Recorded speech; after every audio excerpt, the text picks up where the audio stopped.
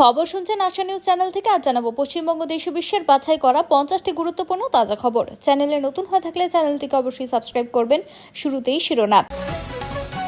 বিজেপিতে বড় ভাঙন, তৃণমূল ছেড়ে সুখেন্দু সুস্মিতা প্রকাশের গেরুয়া শিবিরে যোগ, শ্রমিকের সঙ্গে বৈঠকে জল্পনা তুঙ্গে।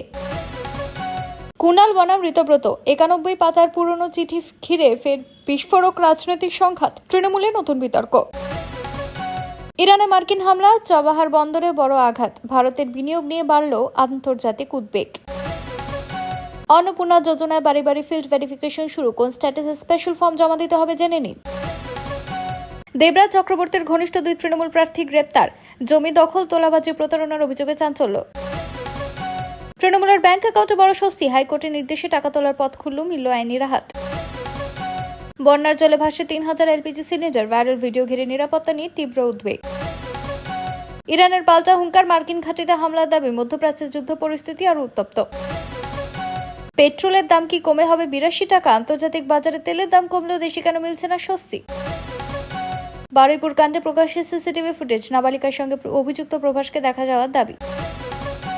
অন্নপূর্ণা ভান্ডারের আন্ডার ইনকোয়ারি আবেদনকারীদের বড় রেহাই, ওয়েবসাইটে যুক্ত হলো নতুন অপশন। শুভেন্দুর দাবি কি সত্যি হলো? বারুইপুর কাণ্ডে এনকাউন্টারের আগে অভিযুক্তের সিসিটিভি ফুটেজ ঘিরে নতুন মোড়। রাম মন্দিরের প্রণামী চুরি নিয়ে দেশ জুড়ে বিতর্ক, কেন সনাতন ধর্মকে দায়ী করা উচিত নয় জানালেন অনুপম খের। সরকারি কর্মীদের জন্য নবান্নের বড় নির্দেশ, সে নিয়ম না মানলে আটকে যেতে পারে ইনক্রিমেন্ট ও পদোন্নতি। বিশ্ব র্যাঙ্কিংয়ে ভারতের বায়ুসেনার বড় সাফল্য, চীন, জাপান ও পাকিস্তানকে পেছনে ফেলে শীর্ষ তালিকার জায়গা। সিগারেট কিনতে গিয়ে ফাঁস জাল নোট চক্র, পুলিশের জালে এমবিএ পাস যুবক, চাঞ্চল্য এলাকায়। তৃণমূল ছেড়ে বিজেপিতে সুখেন্দু প্রকাশ সুস্মিতা, রাজ্যসভার উপনির্বাচন ঘিরে নতুন রাজনৈতিক সমীকরণ। রেজিনগরের উপনির্বাচনে বড় চমক, মুখ্যমন্ত্রীর সভায় শুভেন্দু নিশানায় কি হুমায়ুন। রাজ্যসভার উপনির্বাচন নিয়ে বড় বিশ্লেষণ, বাংলার রাজনৈতিক অঙ্কে কিভাবে বদলে যেতে পারে সংসদের সমীকরণ। বারুইপুর এনকাউন্টার তদন্তে সিআইডি পুলিশের ভূমিকা নিয়ে নতুন করে শুরু হলো উচ্চ পর্যায়ের তদন্ত। অঙ্গনওয়াড়ি কর্মী সহায়িকাদের জন্য বড় সুখবর, মাসিক সাম্মানিক 5000 টাকা বাড়ানোর ঘোষণা রাজ্য সরকারের। আয়ুষ্মান ভারত কার্ড এখন অনলাইনে ডাউনলোড, ঘরে বসে সহজে কাজ পাওয়ার সম্পূর্ণ পদ্ধতি জেনে নিন। রাজনীতিতে আসছেন প্রসেনজিৎ, মুখ্যমন্ত্রীর সঙ্গে বৈঠকের পর জল্পনা তুঙ্গে শুরু রাজনৈতিক আলোচনা। স্বাস্থ্য ভবনে মুখ্যমন্ত্রীর সারপ্রাইজ ভিজিট, দালাল চক্র রুখতে কন্ট্রোল রুম থেকে 24 ঘন্টা নজরদারি নির্দেশ। অন্নপূর্ণা ভান্ডারে আন্ডার ইনকোয়ারি আবেদনকারীদের জন্য শেষ 24 ঘন্টা, ভেরিফিকেশন ফোন না পেলে কি করবেন। দলত্যাগী বলবেন না, বিজেপিতে যোগ দিয়ে নতুন পরিচয় চাইলেন সুখেন্দু সুস্মিতা প্রকাশ। পিজি হাসপাতালে পোস্টিং নিয়ে জালিয়াতের অভিযোগ, তৃণমূল সরকারকে নিশানা, রাজনৈতিক চাপানোতর তীব্র। বাংলার রাজনীতিতে বড় ধাক্কা, তৃণমূলের 3 প্রাক্তন রাজ্যসভার সাংসদের বিজেপিতে যোগে নতুন সমীকরণ। তৃণমূলের তহবিল তছরূপের অভিযোগ, সুপ্রিম কোর্টে দ্বারস্থ হওয়ার পথে ঋতব্রত, বাড়ল রাজনৈতিক বিতর্ক। সরকারি হাসপাতালে চিকিৎসা নিয়ে শুভেন্দুর মন্তব্য ঘিরে জোর বিতর্ক, মুখ্যমন্ত্রীর অবস্থান নিয়েও প্রশ্ন। একসঙ্গে 3 হাসপাতালে চাকরি, ঘুষ নিতে গিয়ে হাতে নাতে ধরা চিকিৎসক, সামনে এলো চাঞ্চল্যকর তথ্য। নবান্নে আচমকা ইউসুফ পাঠান, রাজনৈতিক জল্পনা আরও তীব্র, নতুন সমীকরণের ইঙ্গিত। তান্ত্রিকের ভয়ঙ্কর প্রতারণায় সমস্যার সমাধানের আশ্বাস দিয়ে তরুণীকে ধর্ষণের অভিযোগে চাঞ্চল্য। অভিষেকের চার্টার বিমান ও কেমান যোগ নিয়ে তদন্তের দাবি, কুণালের মন্তব্যে নতুন বিতর্ক। ডোমকলে সিপিএম এর বড় সাফল্য, জয়ে উচ্ছ্বসিত বামেরা, নতুন রাজনৈতিক বার্তা রাজ্য রাজনীতিতে। এরপর দেখে নেব বিস্তারিত খবর। কেন্দ্রীয় সরকারের প্রধানমন্ত্রী আবাস যোজনা 2 এর মাধ্যমে প্রথমবার নিজের পাকা তৈরির ঘর বা কেনার স্বপ্ন পূরণে বড় সুযোগ মিলছে। প্রকল্পে যোগ্য আবেদনকারীরা হোম লোনের উপর সর্বোচ্চ 1.8 লক্ষ টাকা পর্যন্ত সুদের ভর্তুকি পেতে পারে। তবে এই সুবিধা প্রত্যেক আবেদনকারী পাবেন না। সরকারি নির্ধারিত শর্ত পূরণ করলে কেবল এই ভর্তুকির সুবিধা মিলবে। যে পরিবারে আবেদনকারী বা তার স্বামী, স্ত্রী কিংবা অবিবাহিত সন্তানের নামে দেশের কোথাও কোনো পাকা বাড়ি নেই, শুধুমাত্র তারাই প্রকল্পে আবেদন করতে পারবেন। এছাড়া আবেদনকারী আগে কেন্দ্র বা সরকারের কোনো আবাসন প্রকল্পে বাড়ি বা আবাসন ভর্তুকির সুবিধা পেয়ে থাকলে তাকে প্রকল্পে আর ভর্তুকি দেওয়া হবে না। এই প্রকল্পে পরিবারের বার্ষিক আয়ের ভিত্তিতে আবেদনকারীদের বিভিন্ন শ্রেণীতে ভাগ করা হয়েছে। সাধারণভাবে ইডব্লিউএস বার্ষিক আয় 3 লক্ষ পর্যন্ত, এলআইজি 3 লক্ষ থেকে 6 লক্ষ এবং এমআইজি 6 লক্ষ থেকে 9 লক্ষ শ্রেণীর যোগ্য পরিবার আবেদন করতে পারে। তবে চূড়ান্ত যোগ্যতা সরকার যাচাই করার পরেই নির্ধারিত হবে। সবচেয়ে গুরুত্বপূর্ণ বিষয় হলো 1.8 লক্ষ টাকা ভর্তুকি সরাসরি আবেদনকারী আবেদনকারীর ব্যাংক অ্যাকাউন্টে জমা হবে না। এই অর্থ হোম লোন অ্যাকাউন্টে সমন্বয় করা হবে, যার ফলে ঋণের মূল বকেয়া কমে যাবে এবং মাসিক ইএমআইয়ের চাপটাও অনেকটা কম হবে। আবেদন করার আগে আধার কার্ড, পরিচয়পত্র, ঠিকানার প্রমাণ, আয় শংসাপত্র, ব্যাংকের নথি এবং অন্যান্য প্রয়োজনীয় কাগজপত্র প্রস্তুত রাখা জরুরি। পাশাপাশি আবেদন জমা দেওয়ার আগে সরকারি পোর্টালে নিজের যোগ্যতা যাচাই করে নেওয়া আবশ্যক। অর্থাৎ পিএম আবাস যোজনা 2.0 এ সবাই 1.80 লক্ষ ভর্তুকি পাবেন না। শুধুমাত্র সরকারি নিয়ম অনুযায়ী যোগ্য এবং প্রথমবার বাড়ি কিনতে বা নির্মাণ করতে ইচ্ছুক আবেদনকারীরাই এই সুবিধা পাওয়ার সুযোগ পাবেন। বারুইপুর নাবালিকা ধর্ষণ খুন মামলা অন্যতম অভিযুক্ত প্রভাস মণ্ডলের পুলিশের গুলিতে মৃত্যুর পর রাজনৈতিক বিতর্ক আরও তীব্র হয়েছে। এই ঘটনাকে কেন্দ্র করে তৃণমূল সাংসদ মহুয়া মৈত্র রাজ্যের আইন শৃঙ্খলা নিয়ে প্রশ্ন তুলে এক জঙ্গলরাজ বলে কটাক্ষ করেন। মহুয়ার এই মন্তব্যের পর সামাজিক মাধ্যমে ভাইরাল হতে শুরু করে দেব এবং অভিষেক ব্যানার্জির পুরনো বক্তব্য। অতীতে ধর্ষণ ও নারী নির্যাতনের ঘটনায় দুজনে অভিযুক্তদের বিরুদ্ধে দ্রুত বিচার এবং অত্যন্ত কঠোর শাস্তির পক্ষে প্রকাশ্যে মত দিয়েছিলেন। সেই পুরনো ভিডিও বক্তব্য সামনে এনে অনেকে প্রশ্ন তুলছেন, বর্তমান ঘটনার সঙ্গে সেই অবস্থানের কোনো অসঙ্গতি রয়েছে কিনা। প্রতিবেদনে বলা হয়েছে, আরজিকর কাণ্ডের সময় অভিষেক বন্দ্যোপাধ্যায় ধর্ষণের মতো অপরাধে অভিযুক্তদের বিরুদ্ধে দ্রুত বিচার ও কঠোরতম শাস্তির দাবি নিয়েছিলেন।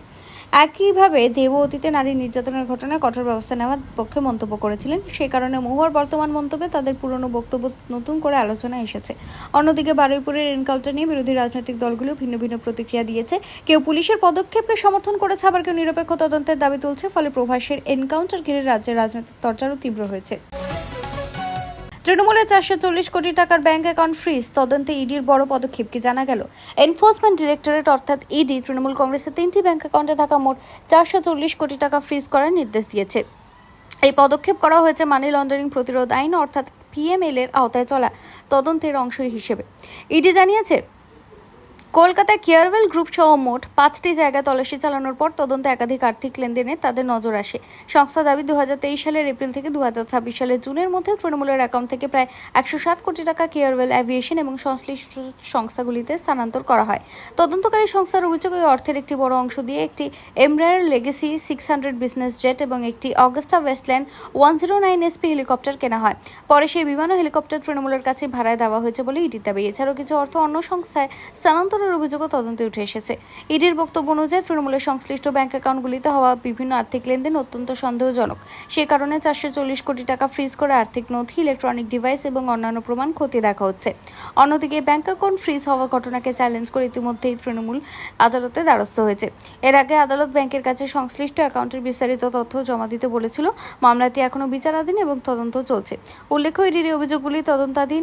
আদালতে এখন এই বিষয়ে চূড়ান্ত রায় হয়নি এবং সংশ্লিষ্ট পক্ষের আইনগত অবস্থান ও তদন্তের অগ্রগতির ভিত্তিতে পরবর্তী পরিস্থিতি স্পষ্ট হবে। অন্নপূর্ণা যোজনায় জুলাই মাসের কিস্তি হিসেবে রাজ্য সরকার ইতিমধ্যে 1 কোটিরও বেশি মহিলার ব্যাংক অ্যাকাউন্টে 3,000 টাকা পাঠিয়েছে। তবু বহু আবেদনকারী অভিযোগ করছেন, তারা যোগ্য হওয়া সত্ত্বেও এখনো টাকা পাননি বা তাদের আবেদন বাতিল হয়েছে।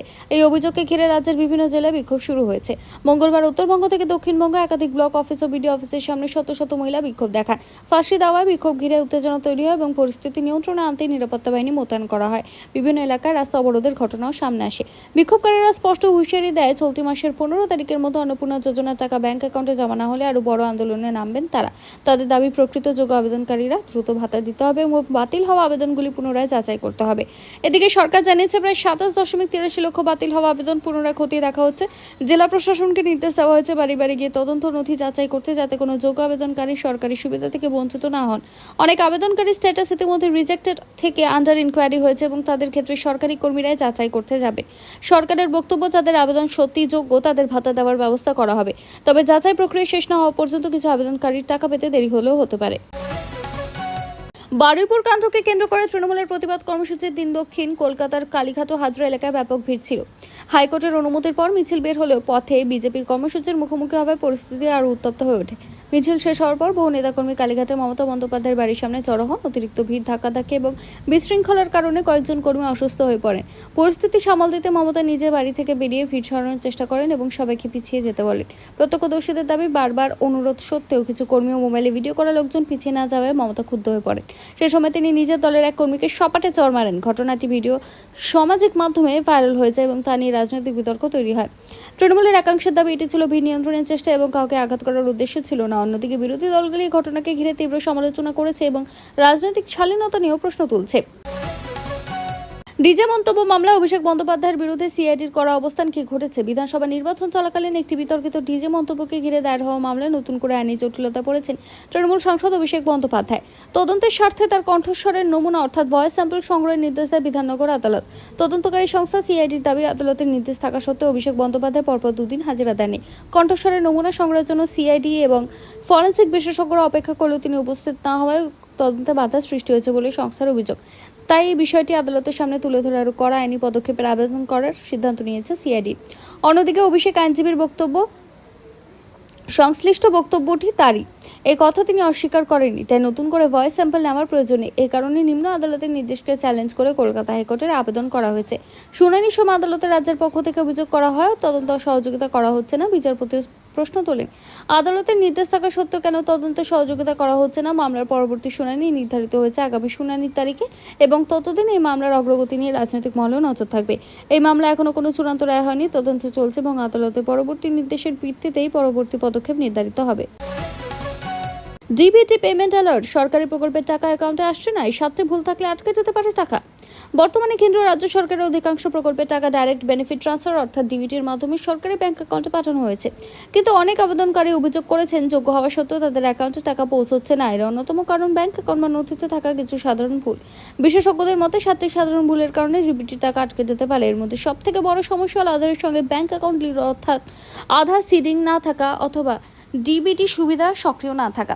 এছাড়া ব্যাংকের কেওয়াইসি সম্পূর্ণ না করা, ভুল অ্যাকাউন্ট নাম্বার বা আইএফএসসি কোড, নাম বা জন্ম তারিখে গরমিল, নিষ্ক্রিয় ব্যাংক অ্যাকাউন্ট এবং মোবাইল নাম্বারের ভুল তথ্য থাকলেও সরকারি টাকা জমা হতে সমস্যা হতে পারে। আপনি যদি লক্ষ্যের ভান্ডার, অন্নপূর্ণা, পিএম কিষাণ, আবাস যোজনা বা অন্য কোনো সরকারি প্রকল্পের টাকা না পেয়ে থাকেন, তাহলে প্রথমে নিজের ব্যাংকে গিয়ে কেওয়াইসি আপডেট, আধার সিডিং এবং ডিবিটি সক্রিয় রয়েছে কিনা তা যাচাই করে নেওয়ার পরামর্শ দেওয়া হচ্ছে। অনেক ক্ষেত্রেই সমস্যাগুলি সমাধান করার পর আজকে থাকার টাকা জমা পড়ে। সরকারি প্রকল্পে আবেদন করার সময় না দেওয়া নাম, আধার, ব্যাংকের তথ্য এবং মোবাইল নম্বরের মধ্যে কোনো অসঙ্গতি থাকলেও আবেদন প্রক্রিয়া আটকে যেতে পারে। তাই সব তথ্য একেবারে মিলিয়ে দেখা জরুরি। অর্থাৎ সরকারি প্রকল্পের টাকা না এলে আগে এই বিষয়গুলি যাচাই করুন। অনেক সময় ছোট একটি ভুলের কারণে ডিবিটির মাধ্যমে পাঠানো অনুদান বা ভাতা আপনার ব্যাংক অ্যাকাউন্টে পৌঁছতে পারে না।